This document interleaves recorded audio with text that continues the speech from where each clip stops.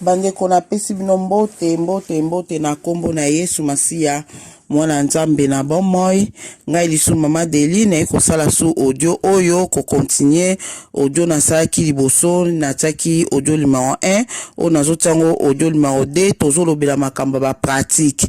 oyo ekozala bandeko mususu bako pesa nazotia ba audio ya bandeko mususu awa pona koyoka ba témoignage na bango pe ba conseil na bango pe ngamo pe na kotia susu awa ba conseil pe na ba témoignage na nga pe mususu awa po eza tellement ebele to ebikela to lobeli yango boye bana nzambe bakozwa mutu na mutu akozwa par na ye na makambo o tozolobela en tout cas nzambe aza na biso tobondela apwete Saint-Esprit asunga biso na audio o nzambe papa biso na lola mozesa likolo pe na se kolo Yesu Masiya to pambolo to kumiso to netolio papa oza malamu mingi Seigneur jo lokumu lelo lobi pe libera na libela. Merci Seigneur pour na souffle de vie tozanango, merci pour na nyonso, merci pour na ngolo sali biso pour na kosala audio oyo po ete bana na oba yoka yango bazwa impulse ko te pai na yo Saint-Esprit za na ngai za na ndeko moko na moko ko yoka audio o sosolisa nini oyo akokozwa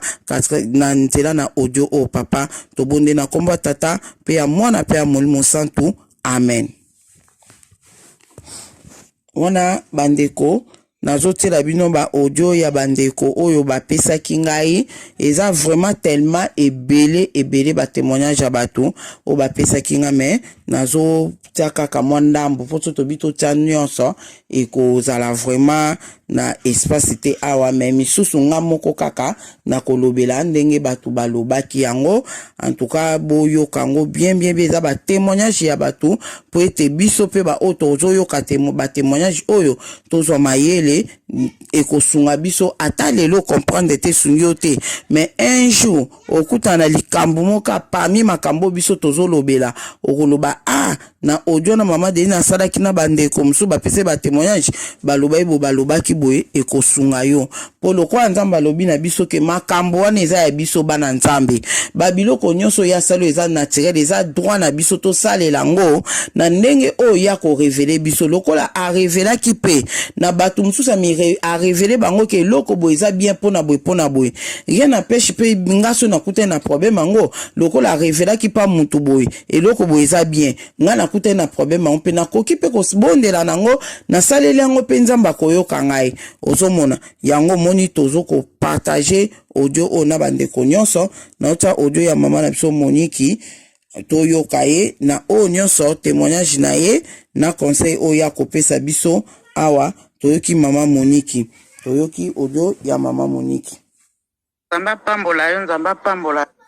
Bonjour mama Deline nzamba pambola yo pona message o uti kopesa mama message oyo pesi eza makambo solo na kanisi na saleli yo na témoignage na pesi message wana yango na ina salelo yango témoignage moke po landa oyo ka makambo lobi eza ya solo pratique to bandai komona lokola eza lokola ya bonganga kaka ndengo lobi wana eza na makambo ya bonganga te omoni muto aza na révélation akobika makasi avant pe azwi solution ya makambo na embango soki nzambe alobeli yo likambo fo sala parce que soko osali yango te orate penza orate bénédiction na yo ta mosusu ekozonga nango pe lisusu te problème ezali eza faute na biso te eza faute ya bato bateyaki biso bateyi biso mabe mama Deline balobi ke okobondela kaka na kombo na Yesu oui obondela na kombo na Yesu eza ya solo mais ntango yo ozwi révélation bien ozobela nzambe alakisi yo pratique moko boye ou bien ozwi likambo moko boye nzambe alakisi yo pratique moko boye vraiment fo sala yango mpo soki osali yango okozwa victoire soko sali yango vraiment ozwi victoire na mais soko sali te o raté mama Deline parce que faute na biso te bayebisi biso ndenge wana te bayebisi biso ataka kalititi oyo soko ozwi osali boyo meli eza bonganga or keza nango bonganga te eza nzambe nde mutasala biloko nyonso tu wana kaka ndenge uti koloba mama eza makambo solo ndenge olobi makambo oyo fo o expliquer yango bana nzambe bien po bana nzambe bazwa changement na kati ya vie spirituelle na bango. Mama Deline yoka témoignage na ngai nakanisi témoignage oyo ekosunga pe. Mama Deline nga na belaki na sali 2 mois ya maladi. Toke na hôpital kaka na Angleterre wana. Bapesi nga ba antibiotique nyonso na kati ya Angleterre, hôpital na Angleterre. Na bengi na France batindeli nga ba antibiotique. Na meli ba antibiotique ya ndenge na ndenge. Mama Deline maladi esilaka te. Na konde mokomso na ye kosala lisusu crise lisusu ba ekozwanga na ambulance na ken hôpital. Bapesi nga su ba antibiotique makasi. Bayebisi nga madame mendeni yozomela ba antibiotique okomi na antibiotique asuka ozobika te ndenge nini. Na bina yebi te nazongi na ndako.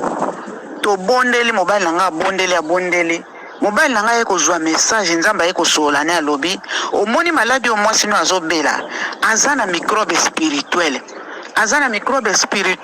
donc eloko yo kosala bondela simba ye na maboko bondela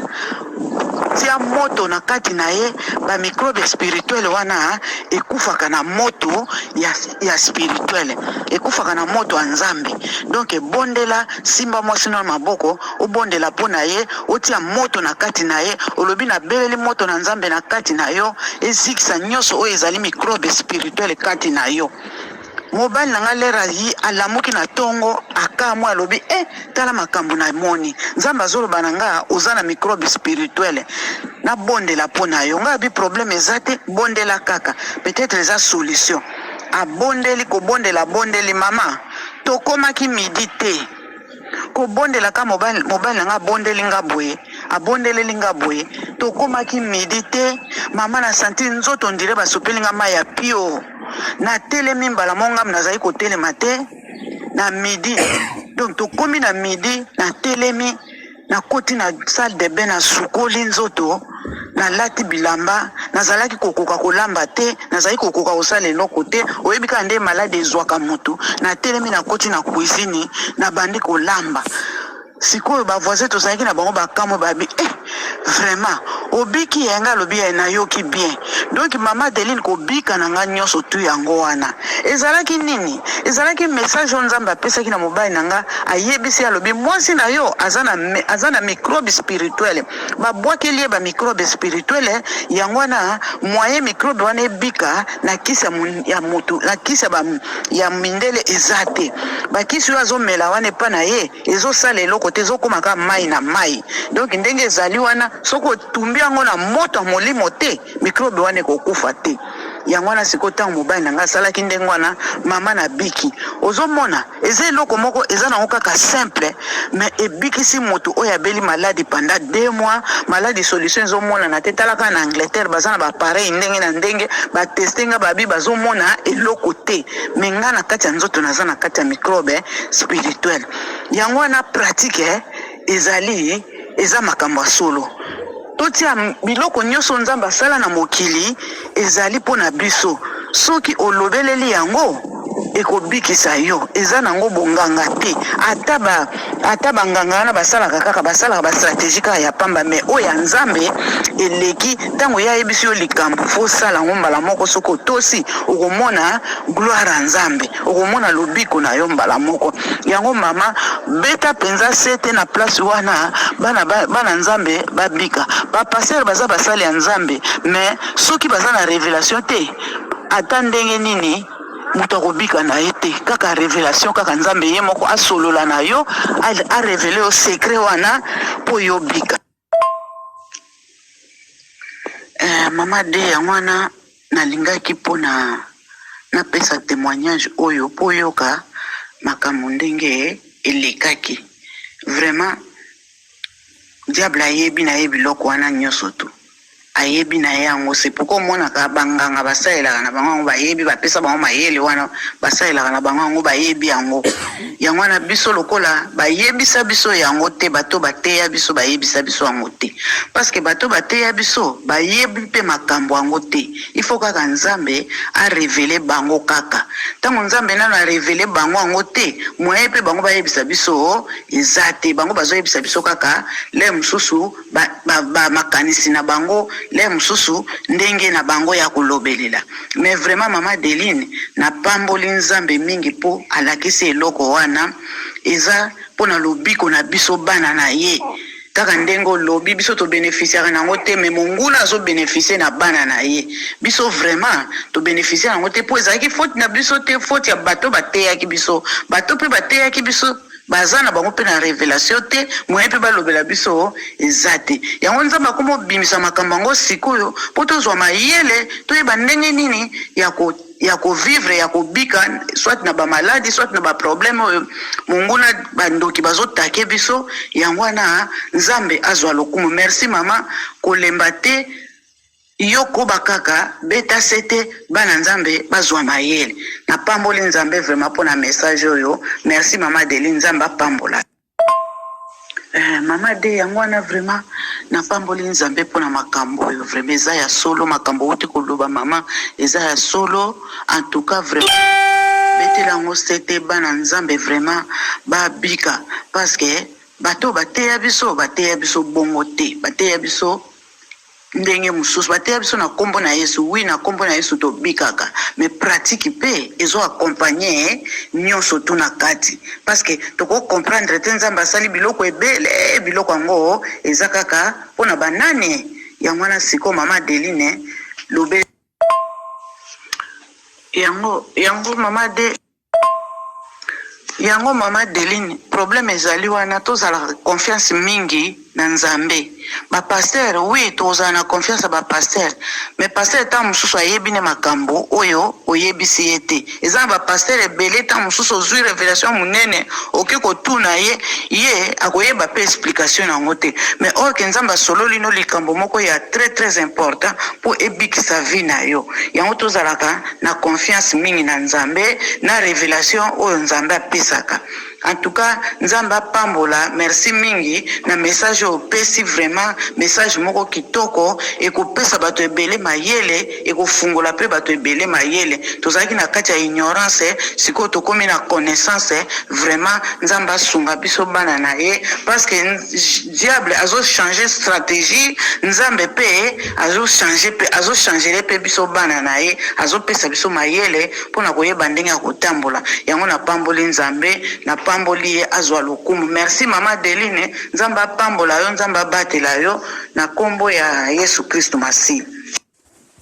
Wana toyoki mama na biso Monique ndenge auti ko pesa témoignage na ye pe ba conseil oyo apesi biso vraiment alobi makamoko ya moto ya na kati wana foti na biso te foti pe ya ba pasteur te po bango pe bazaka lokwa biso bazaki na ignorance bayebaki biloko oyo te. C'est ça ignorance kaka yango wana mais eza na ba pasteur mususu bayebaki na bango mais moye balobeza te donc vraiment nzambe kai moko ayebi ndenge azosaka makambo na ye na temps na ye kaka oye akomi kosala makambo oyo po ngai pe soki nazalaki lokola kaka bapase wana na banga te so nalobi makambo bato bakoloba bo baoloba boye me enyaki pe kobima te oyo bato pe o mutu na coin na ye sika ayebi nzambe arevele quelque chose asalela pe amona loboka nzambe do yango wana pe lelo omoni tozo kotémoigner monene na nzambe à travers bapratique oyo arevelaki biso tosalelaki tomona loboka nzambe. Mama Monique alobi à te point mo wana lobi ke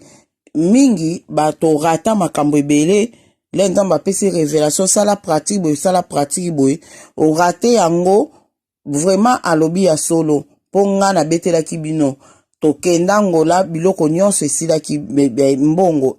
tozwaki perte makasi poni nzambe lera révélé ke zwama ibosuku ya maboko nasalelaki onte namonaki onza pratique biso baenseignement tozwa bamateya tozwa jamais biso tokosa bon koma nzambe akotinda wana sa pratique ya bonganga nasalelaki onte na rataki do torataka do ikomema pe mutu na liwa ke nzambe bizwama ina mungu asukola po maladi oza nango ekende oboyi na yo olobi tete wana eza bonzambe te okufi na ope okufi problème te bien sûr omona no bokonza likolo po tamla na obanga nzambe metana yo o esengela yo okufa yango to esengela ki okufa fale oza asuna mokilo salela su nzambe na mokili po ozo asusu couronne su ya makasi vraiment mkoyo okufa mais oweli kokufa avant po nini osalela ki pratiquement te o raté vraiment makasi moni place pe mama Monique alobi ke ba microbe spirituel do ba microbe spirituel ezali ozo souffrir pendo za na microbe moko infection moko za nango nzoka eza spirituel hôpital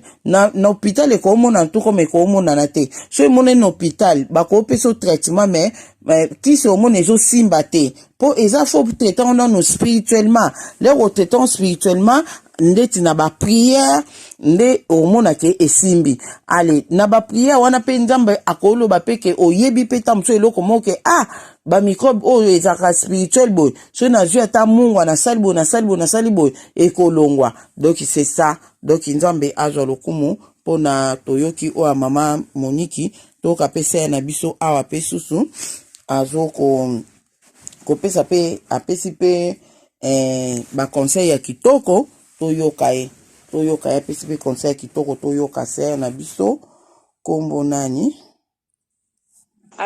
Shalom maman Adeline et tout. Ngai na landa ki vidéo nous lobi na babutu, j'espère na tika ki vraiment ba message pour na ba pratique na mona ki on men na ba ki so na 8 ans na bandoro de kamelobi vraiment na ba ina talango makambo lobi za vraiment biloko be tozo sale la mai to melaka déjà na bon moi karabo mutaza besoin mai poisi apo a hydrater pour soleil hydrater nzoto na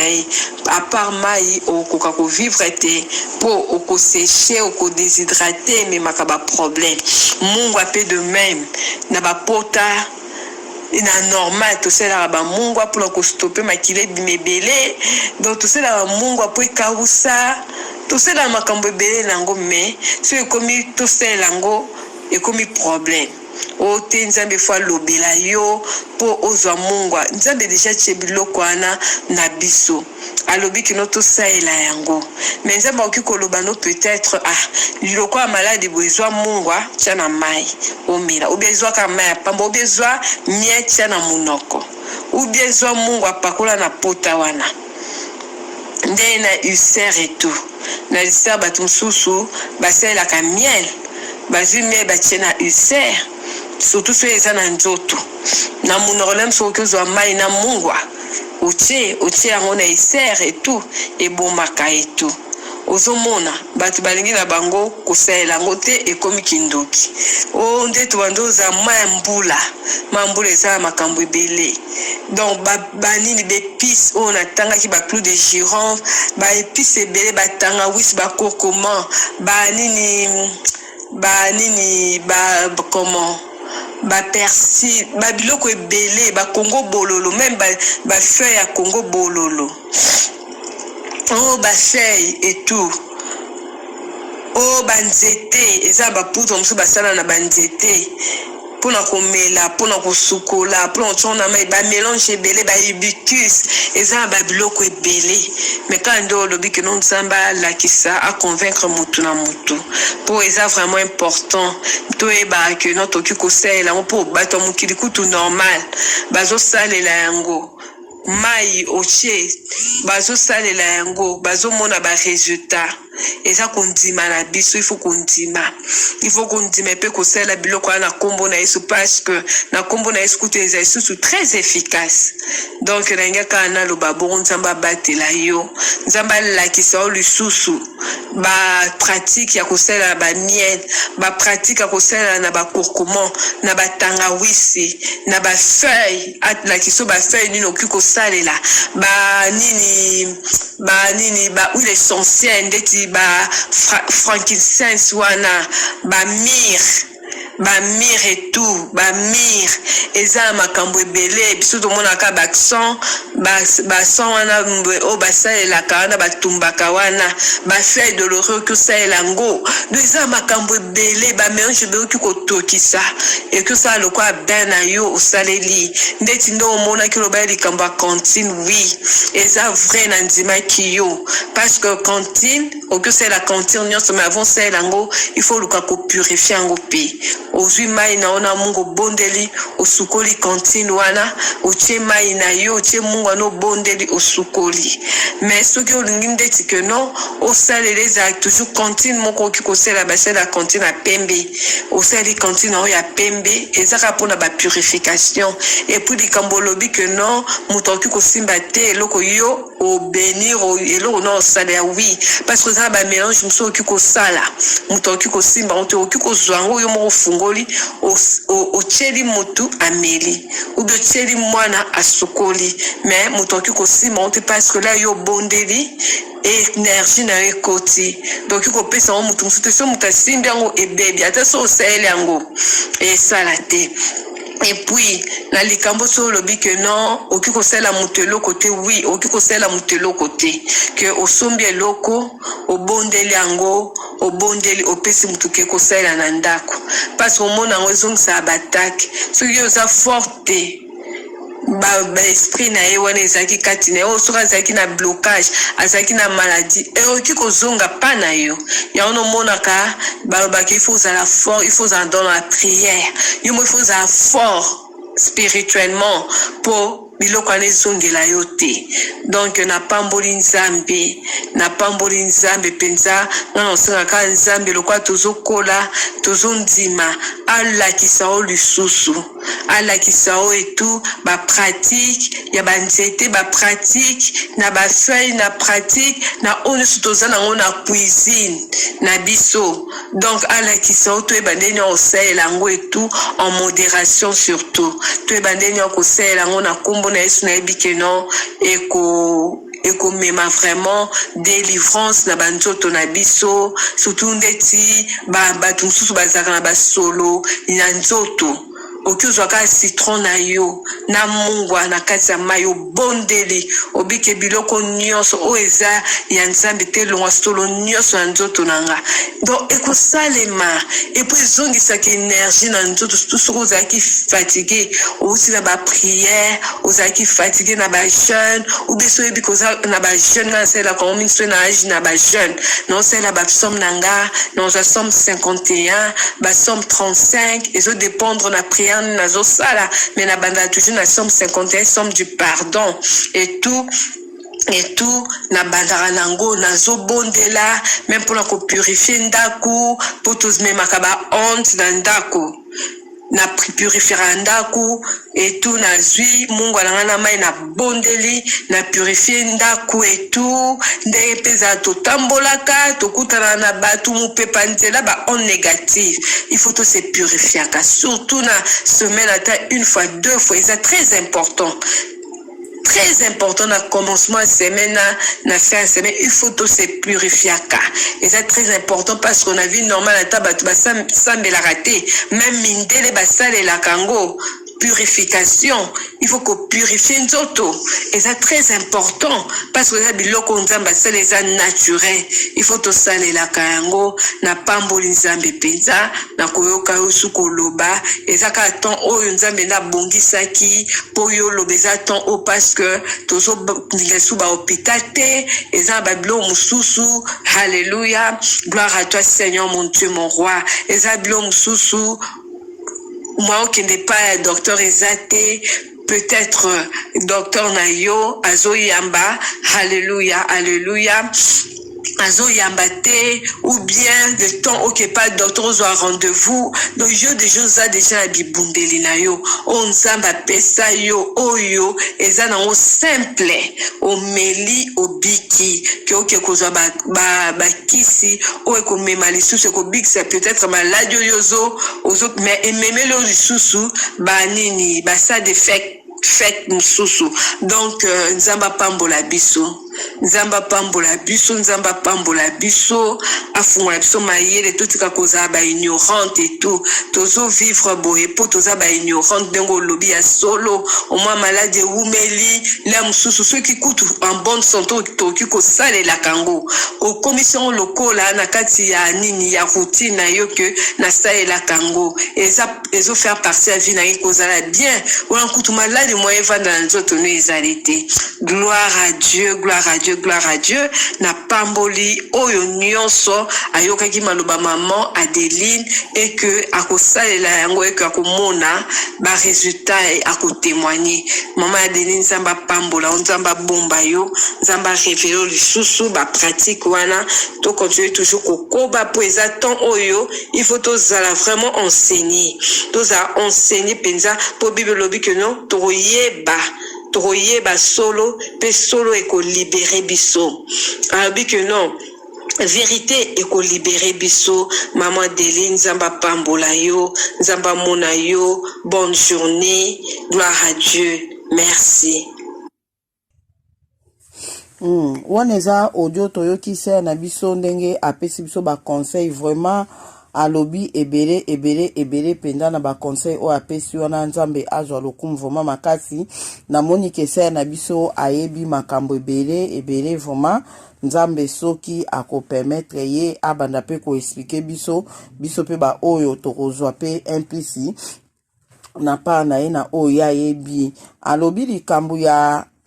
likamoka lobiana ki ataki nde kobondela pona mutu obonde pona eloko pona opesa mutu obonde pona mutu ataki ezongela wana toyebi deja esala makana ngome to aka na choite bible na biso ba o baza fort ba soutenir ba faible donc mutu akoza na problème akobe loba pe na muninga soutenir ye na prière eza mabete mais là yo zo soutenir mutu na prière foza makasi po bataki ezongaka ezongelaka biso ba oyo telemi ozo kobondela pona mutu tozwaka bataki na biso ya sorte na sorte sinon na lobela biloko wana te na kolobela yango ndenge ezalelaka ndenge nini to ozobondela pona mutu ndenge nini ozobunda pona mutu wana ndeni bitumbana eyaka pa ya mutu o ozobondela pona mutu wana to koma na makambo to lobela na ba video o ezoya o tozo be mamba ba pratique do wana eyaka nango tokokima pe yango te mais po Nzambe azana biso le yozo aider mutu na prière eza problème te atata ke yeli yo Nzambe wana mutu akolongisa vraiment pona alobi pe likambu ya nini alobi wana alobi pe likambu ya ba cantine pembe ke ndeti to se purifiaka en tout cas lobaki loko yango Nzambe azwa lokumu vraiment to se purifiaka vraiment to salela kango atanga pe moko na négligea kango mais eza bien donc on se purifier bato ba okutuna ndeni muta se purifier boy donc on se purifier a expliquer malgré a expliquer makambo ebele akangisi yango mais ndenge nga na comprendre penza a expliquer pour nazo luka pe contact na mais nazo zoate a oza en ligne te na ebite pourquoi donc a expliqué makambo ebele ko se purifier za kaka ke to se purifier de na ba prière na biso to senga bolimbisi makila na Yesu Masia et purifier biso ezali pe na ba puissance o ese ko sala pona ko se purifier pe surtout so yebi ko tambola ki mabe osaki eloko mo epesa Nzambe lokumu te eza pe na okobondela pe otangi pe ba puissance wana et purifier pe za bien ko se purifier o ya lobeli na nzana na pratique na pratique soko yebi question na salibo na se purifiaka eza lokwa ngasko na salela kango eza lokwa nazo remarquer onde nazo yoka douleur moko boy na nzoto ou bien nazo yoka penza ke naza kilo na prière donc on dit ba boite nga mauvais sort moko on dit quelque chose nazo mona ke za ni te nazo bondela on dit na obondela te nde na kendaka nazo ramai na te mungwa nde na explica kibino na ozwima yo te mungwa ote na nino na ozwima yo te mungwa obonde nango osukoli nango ndenge na explica kibino en tout cas nga onga na yebi pe eza ko se purifier ozomona nazana ba témoignage mususu na opesa awa na awa pona ko se purifier eza bien makasi ndenga lobike okobima libanda okutani na bato tutani na bato mususu tozwa kami pepe mususu ka na nzela boy ozomona pendant semaine mubimba ozuzu ba mipepa mabe yeye na ona ndaku donc ko se purifier eza bien to se purifier na biso na prière to boite eza nango bien mais soki po ebi pratique moko okoko se purifier nango lokola ndeti mai na mungwa oyebani eza mabete chaque semaine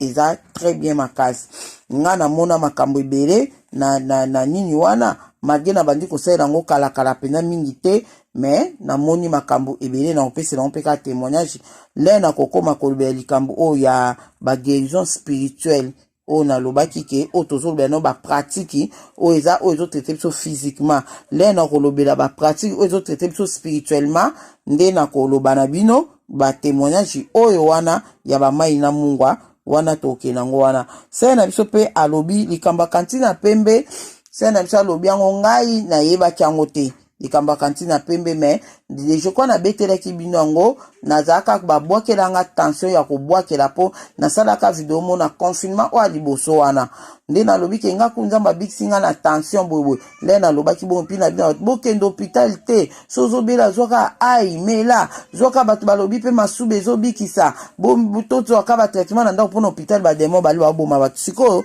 yango esalaki ke do monguna satana batu ne ba bia yozo peksa ba kendo hôpital te batu wana ba yoka ke yoza na hôpital nde ba bokelanga tension o makasi wana nazo mela kisne na mela te do na omona penda ke liwa nde na mona mutu moka tema na kulwa na vision na mona moka tema na kulwa simbi kantine mobo ya pembe kantine wana ezaki na salle de bain nga te ezaki na cuisine nga asimba kantine wana pembe pia zola kisanga place na tsaka ba saisonnement nga de place na tsaka ba mungu ola kisanga na susu nginga bi vision o ilaksini mutu simbi kantine pembe na kulwa kota cuisine et puis zola kisanga musapi boy engelo bani nzambe ka ndenga a completa ka biso na makambu na façon o ya lobelaka ndende komoka benga nga tonde ko ninga bina zo bela na oka mabe boye mba mwa lobi boyo zo sa penda video zo ganga na video ke wana na Facebook na sala wana na Facebook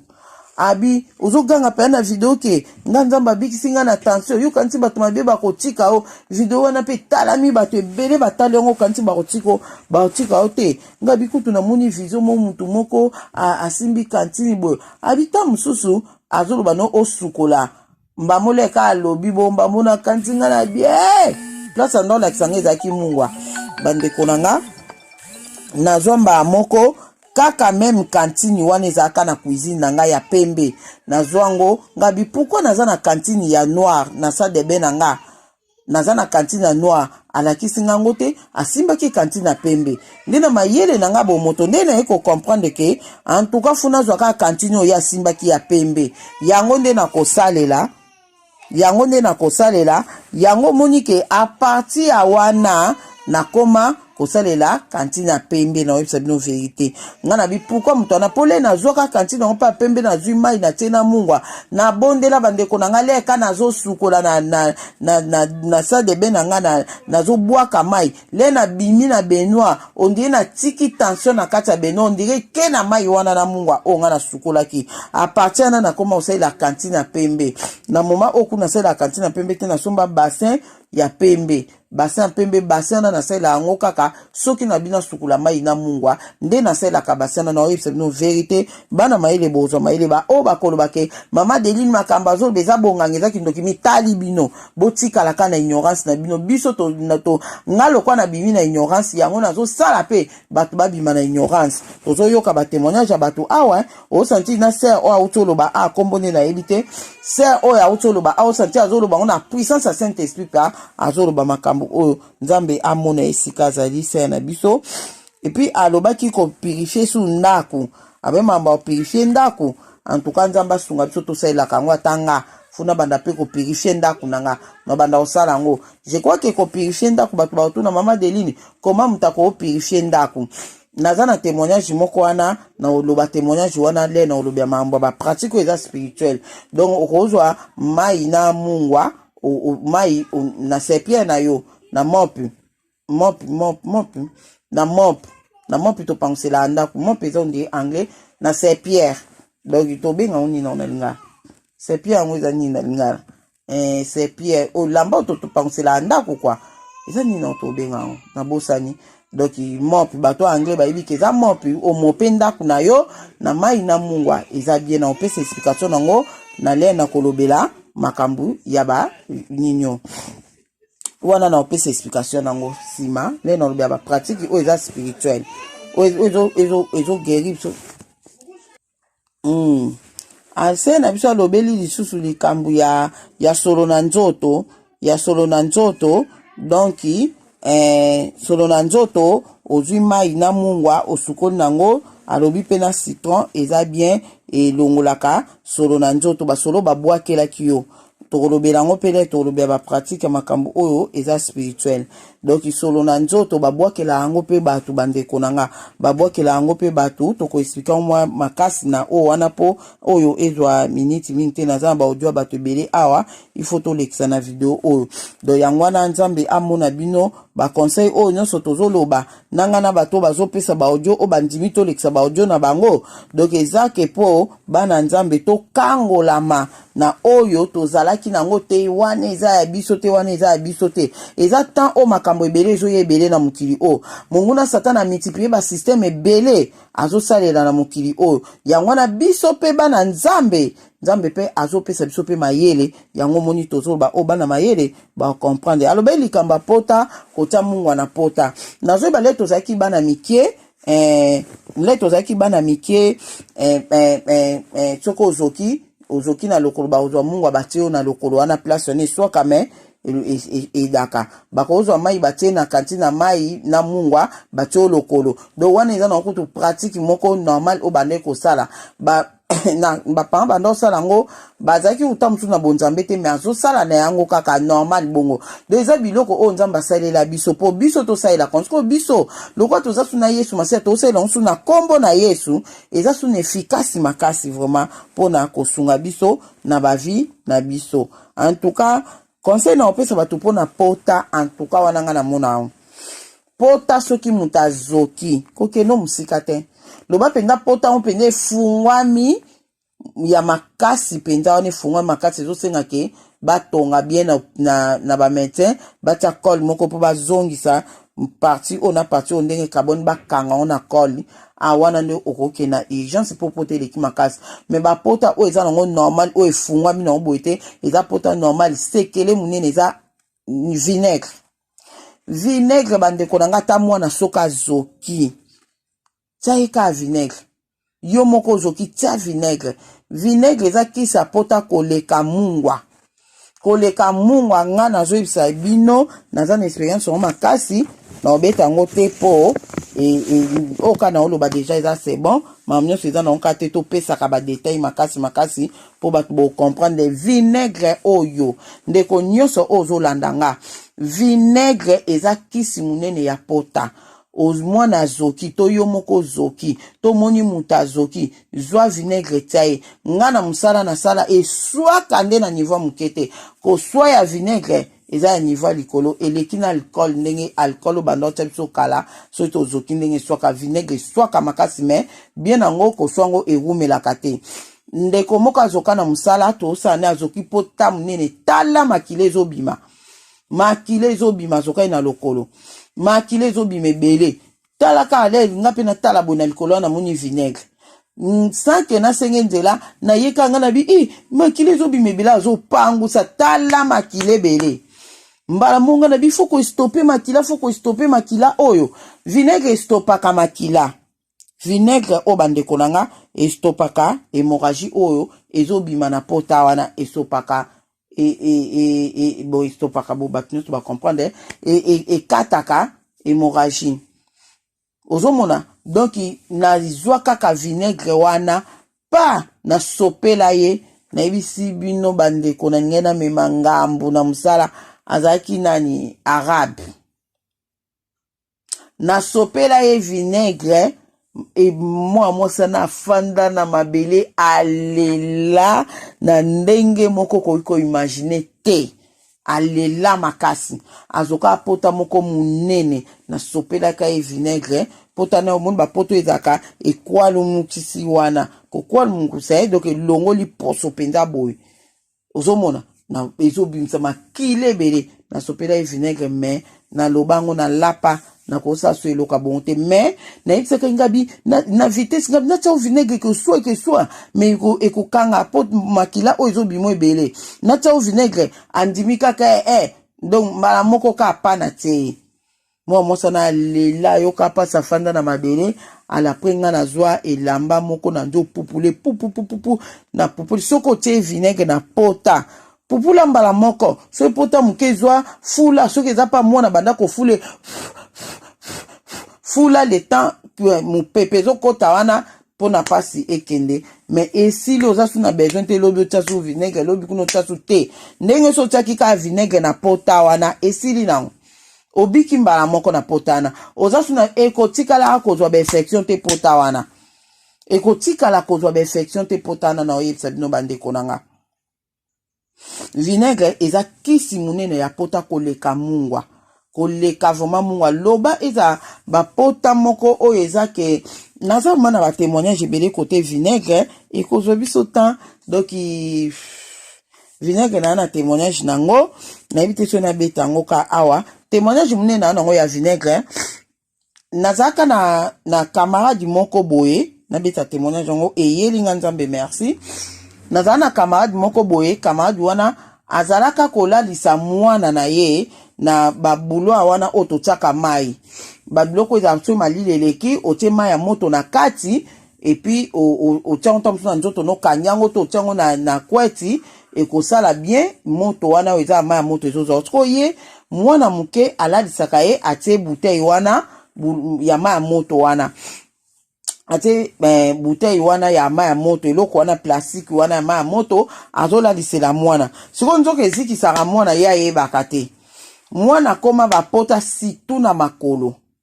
do mwana koma kobima bapota kolala boye mwana lamuki nzoka mwana azikaka bandeko nanga nzoka mwana azikaka ye ayebaki na ye te ke mwana azikaka nayebisi binoko ezaki problème azoyebisanga mama Deline tala mwana bapote ezobima mwana ngabi makambo nini bapote ezobima mwana ezosala lokwa bamoto ya nzambe boye moni moto ya nzambe ezalaka so ese moto esali ye moto ya nzambe eza lokwa moto aziki esalaka lokwa moto aziki mwana na azalaki kozwa bamoto ya nzambe moko do biso tobenga moto ya nzambe ezobima mwana oyo eza nini azokenda mwana na bahôpital banini ti batindi ye na baspécialiste batali makambo nyonso basali mwana baexamen ya sida basali mwana baexamen ya sida mwana aza na sida te donc ezaki kaka ba rendez-vous nzoka nde omona période moko etika nango emuko mosusu pa ezongisu mama Deline bapote ezongisu pa mwana na muki lelo ezongeli ye mama ole a raisonné kalalisaka mwana na bulwa wana a raisonnaki na ye te ozomona na buyoti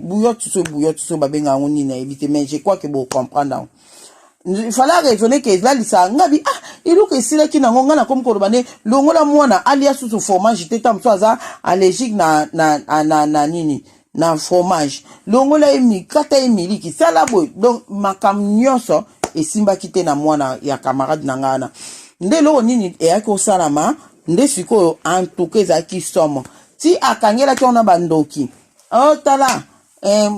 mwasi moko boye aza na ngola ye mutu abokeli mwana maladi ngabi ya solo kama nabi intérêt nini nabokela mwana o maladi ote po papa na ya botaka bana mibali nanga siko tobotaki mwana mwasi yango namonaki vraiment histoire mulai nde sikoyo en tout cas tobande pe kobondela pona bapota oyo ebimaka mwana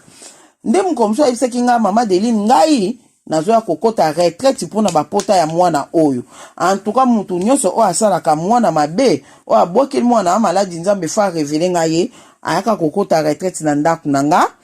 na chambre mususu ya koti retraite kuna kangama na ye na chambre nga tozalaki na biso libanda wana to ya kangama na ye na chambre alobi ke na osala 3 jours na chambre oyo mutu adérange ngai te akotaki chambre pona sujet ya mwana akote pona sujet ya mwana pota esalaka mwana ya ona conseil bandeko oza na problème ozo sala prière simba te kote lango retraite yo moko kota retraite na omi kangama quelque part pendant 3 jours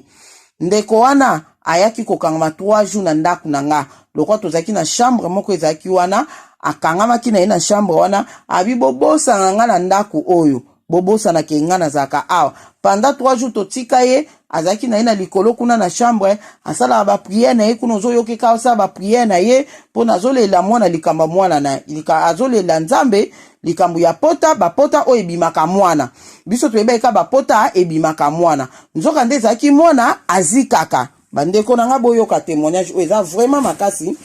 nzambe apesi yango pamba te ekosunga bandeko mosusu ala presi koyo ngai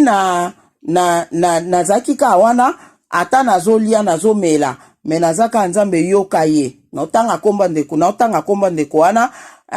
nzambe mona ndeko intel mona ye penza na ba prière akoti lango ba retraite akoti retraite pona sija mwana oyo en tout cas nzambe yanola ye pona mwana o yanola ye pona mwana o nazaki ka koloba bongo 3 jours ekoki ndeko na bima retraite akenda na ye lera kei na ye lobi na ngonga na lala boye na lali na buyotu wana ya ma ya moto na lali nango eloko wana mulangi wana ya ma ya moto malite mezaki na lali nango le na lala nango nga na yeba te nzoka ezikisanga po nga pe na ndo tongo na kweti nanga na lali nanga na zika nanga te na zika nanga nango te jour ango na yebi te na lamuka boye na lamuki na pota na lokolo memi pota oyo mwana wana ya camarade nanga alamukaka nango siko mama na ile abandai ko bondela azo bondela aise nga bi mama Deline nga penda mutu nyonso azo sala nga mwana boy antoa maladi ofo ezongela ye moko fo ezongela ye mo azo bokela nga mwana bapota oyo ozo mona fo ezongela ye asisi retraite na ndaku nanga bandeko abimi retraite nga lobi nango na lamuka na pota na lokolo nanga ngana tali boy ezo swana ebisi bino ko ndima te ntela muka kina tongo ebandi ko vimba lokwa mutaziki lokwa moto anzambe kaka ba place oyo esala ka mwana wana kasi kuna bi nzambe nanga o makamnino ngala moni eloko oyo ebimaka mwana ya kamaradi oyo ebimi ngai seigneur mama na ya bondela ki abeki mutu azo bokela mwana maladi yana ezongela mutu wana bongo ndenyi maladi ole ezongela mutu wana eko zwanga ndengeni ezenga mna pesi mwana maladi oyo na yoka pass na mutema nga na bi na simbi telefone na benga na bi tale eloko ebimaka mwana ebimi ngai siko na biso na bina yebisa eboy aya koloba seke mama Deline mutabokela ka mwana ngo maladi to ndengeni ngana bi makamnini nga nazomona na comprendre ke loko te na bondela pona lokolo wana na bandiko bondela na bondeli pona pota o ebimaki nga siko le na yebisa ike ebimi ngai na tutika mono asufwa ko moni ngai naziki na kose siko ke nga naziki na maya moto ozomona nga siko na kosa kiye ke naziki na maya moto tala maya moto eziki singo eziki si ondeni na peske explication moko ezanga mutuna makolo me ezaka lokola ndenge ebimaka mwana antuko fuko sambela makasi vraiment mono asufra na yoka pasi moko après potani bandi ko sala ba infection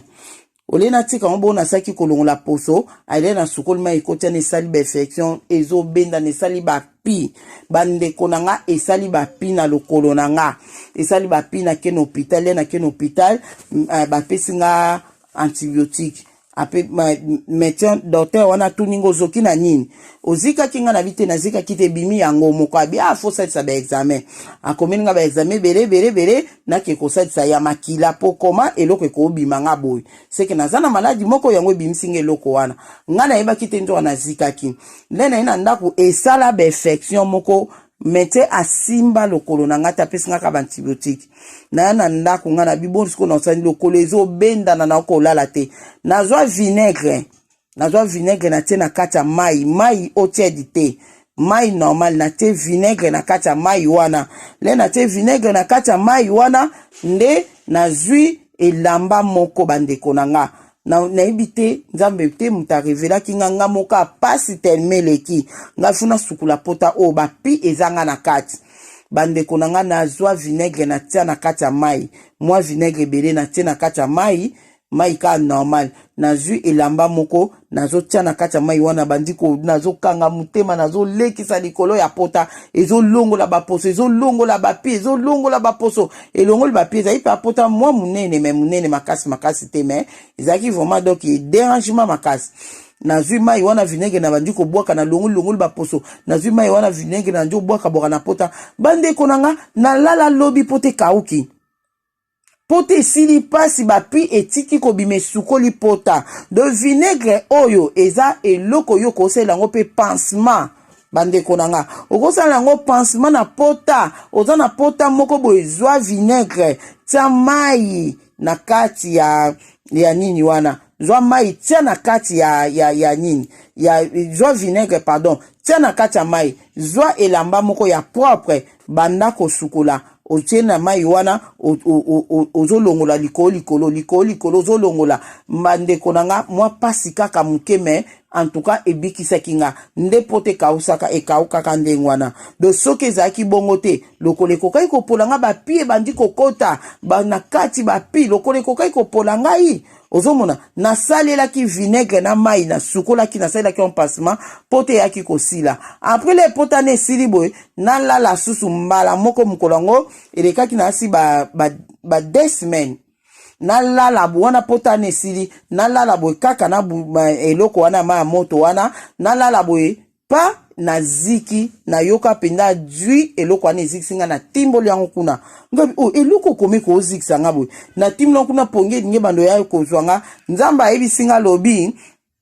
alobi nanga oziki boye pona mwana wana ba prière bozo salela mwana wana azikaka neloko o mama na yalalisaka ye loko o ezikisaka mwana na yango na nga nzambe nasalaki yo pe ozika po o comprendre ke mwana azikaka me o comprendre te ke eloko o mutu ezikisaki yo ezane yango ezoleka na vie ya mwana wana bandeko na yebisa no nzamba azali totika kolimite nzambe na biso ngai yango wana mutu soki azolimite nzambe alobaka bongo te nzambe asalaka bongo te na kobloke mutu wana na bloke mutu wana pona linga asu te muta limite nzambe nanga ozomona nzambe ayebisinga lobi ezali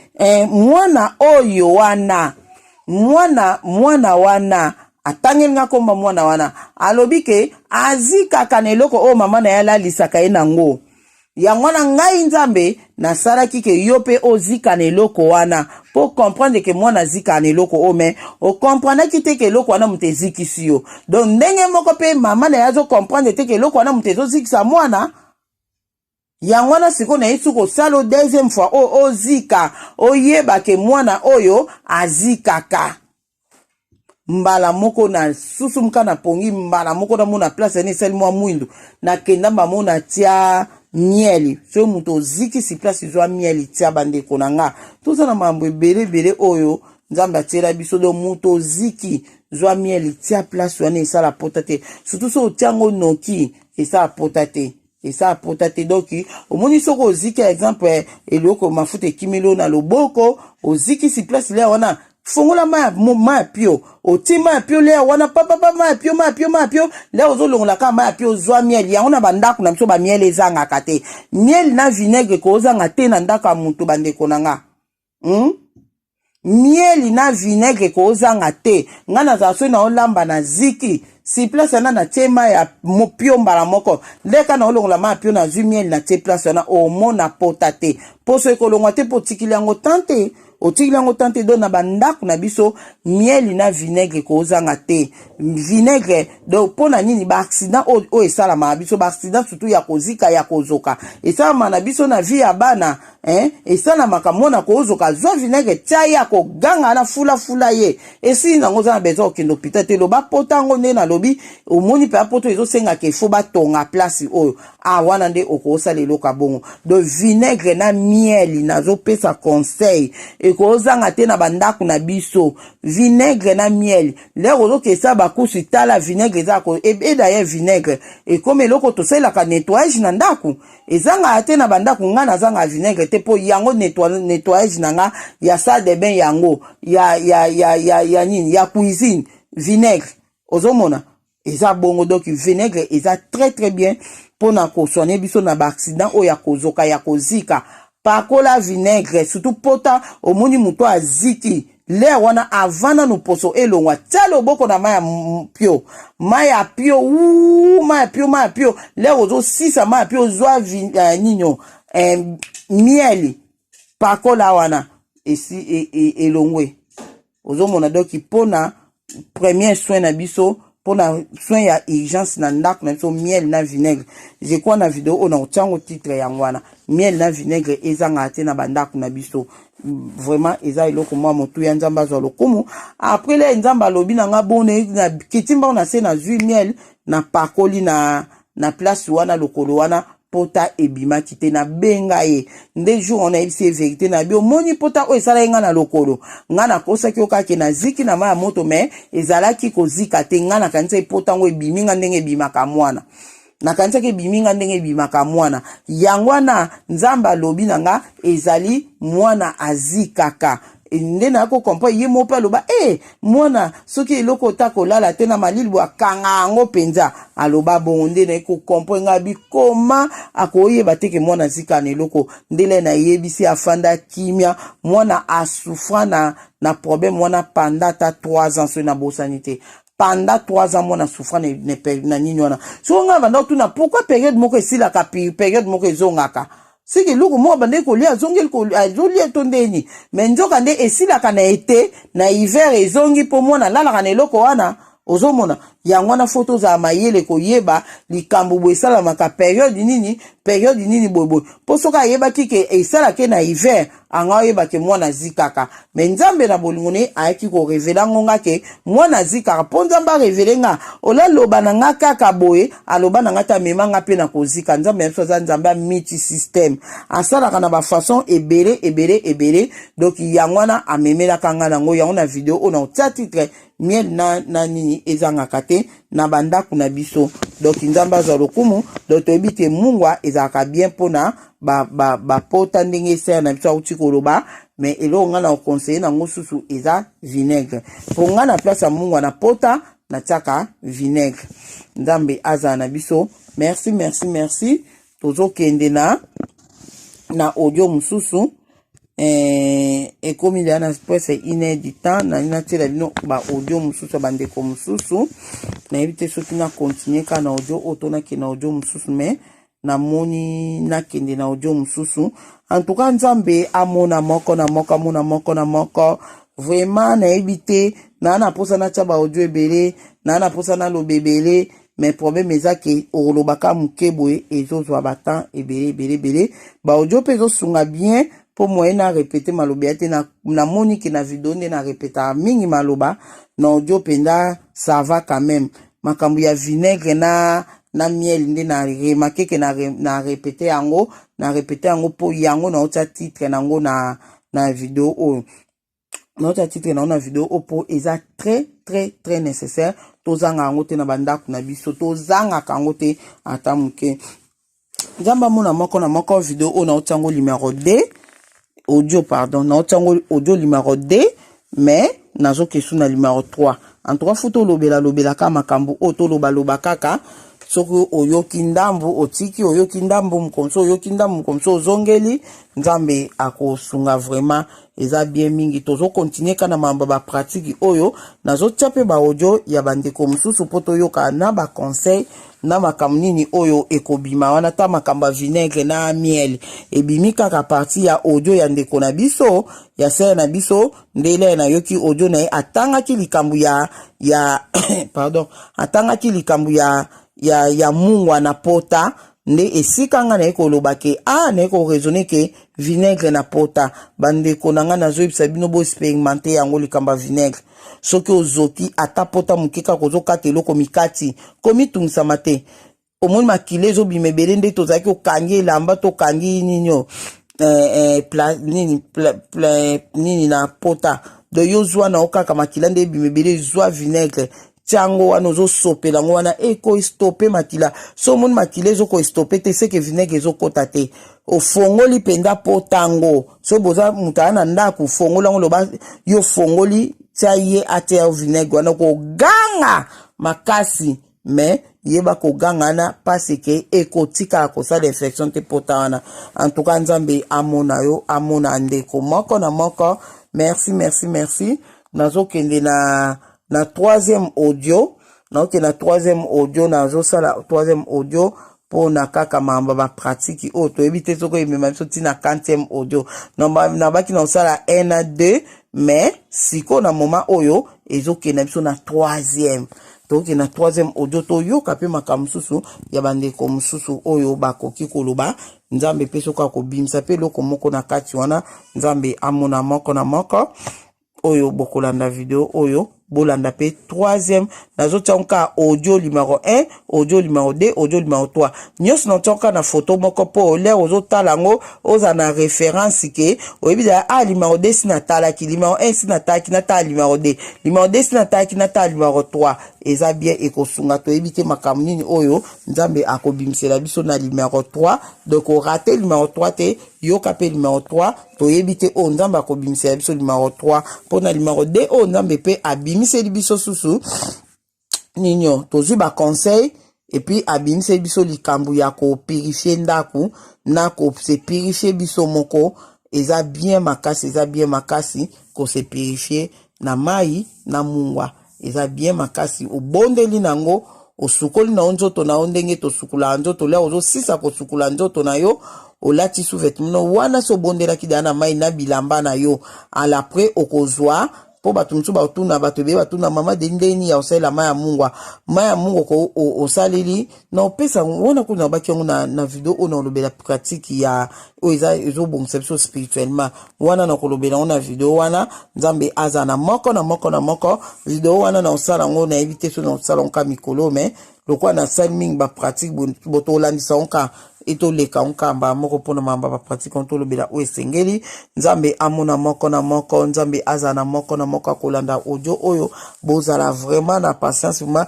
loko eza na audio okosala pe ozo sukola otiango zo yoka okosala pe ozo sukola basani otiango zo yoka eza nango vraiment audio ekosunga batu vraiment makasi nzambe amona moko merci okoza pe na nzela otiango tieba écouter ozo yoka na yo eza bien makasi nzambe amona bino merci